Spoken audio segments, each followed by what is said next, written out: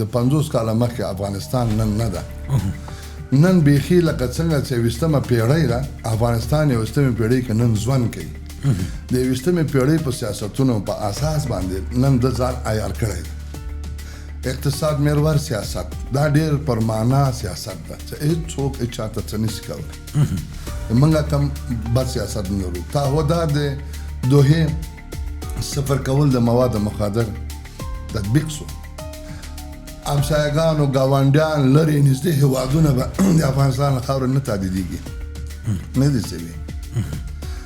ښې روابط، نیک روابط، اته همدغه امریکا چې موږ 20 کاله بمبارد کړي سو، اته همدې سره موږ غواړو چې ښه روابط ولرو بېرته.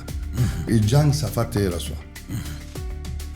که تا وزلی ته هم وزل سوی دلته. هغسې چې لازم و په سیمه کې هغه اړیکو باندې کار وشو یا کار پیل کېږي؟ هغه وخت نه وسوی، اوس پې کار ګورې. موږ سره د ایران روابط که موږ د راکړو ورکړې د اقتصادي لحاظه فکر کوو په ملیاردونو ډالر موږ پیسې ګټې موږ کړي دي، هغه یې کوي، ایران یې کوي.